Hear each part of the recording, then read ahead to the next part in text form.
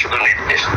আপনার নির্দেশে ইনশাল্লাহ ভোলা থেকে আশা করি আমাদের 20 লক্ষ লোকের কমপক্ষে আমরা 3-4 লক্ষ লোক আমরা ঢাকায় উপস্থিত থাকবো। আপনার যখনই প্রয়োজন আসবে, যখনই ঢাকা আসবে, আজকে আপনার কথা সবাই শুনবে, সবাই অপেক্ষায় আছে।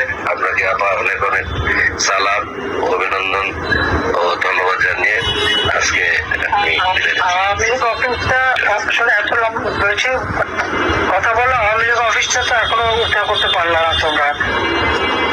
যদি 50-100 লোক যেও যে ধরো, তো তোমাদের কি মেরে কেটে শেষ করে দেবে? তো 1,000 লক্ষ লক্ষ লোক আনার কথা বলো। আর এখানে এটা নিয়ে কথা বলো।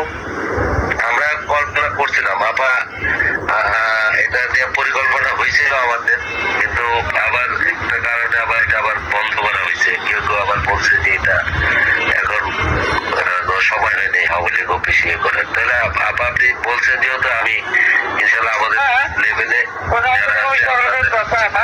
করছে সে ছবি তুলে তোলা। আর একটা কাজ করো না কেন, যেখানে যেখানে যত বাড়ি ঘর ভাঙছে করছে প্রত্যেকটা ছবি তোলা এবং যারা মানে ক্ষতিগ্রস্ত তাদের মন্তব্য নেওয়া।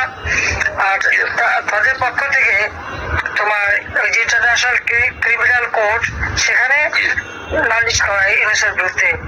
এটা যেভাবে হোক সব জায়গায় চিঠি পাঠানো এবং ইন্টারন্যাশনাল সমস্ত অর্গানাইজেশনের কাছে পাঠানো। আমরা বেশ কিছু পাঠাইছি আবার, কিন্তু এটা বেশ কিছু হবে না, এটা সব পাঠাতে হবে। যে কটা ক্ষতিগ্রস্ত সবাই পাঠাতে হবে। ওই ব্যাটা মিথ্যা কথা বলে বেড়াচ্ছে সব জায়গায়। ধন্যবাদ। আর যারা আছে এদেরকে নিয়ে আবার এগুলো আবার নতুন করে আবার পাঠাবো। মিছিল একটা করতে পারবে না আবার মিছিল এখন বিচ্ছিন্ন ভাবে আপনি নিষেধ করছেন নাকি? যেটা আমরা তো সবসময় যোগাযোগ করতে পারি না। আপনিও ব্যস্ত সারা বাংলাদেশে একা বা আপনি এখন থেকে যখনই নামবা অন্তত বড় আকারে নামবা।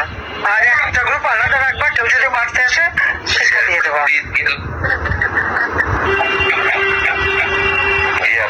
পরে ইনশাল্লাহ আমরা কথা বলছি। আমরা ওই যে আমাদের যারা পাতা রেখে দেবো। নিজের পাশে কেউ আমাদেরকে করে দেবে না, কেউ আমাদের পক্ষ লক্ষ্য তুলে খাইয়ে দেবে না, কেউ করে দেবো, কেউ করে দেবে না। নিজের অর্জন করতে হবে, এটা সবসময় মাথায় রাখো। আমরা সবচেয়ে তাই করছি। 15 বছর ক্ষমতায় ছিলাম।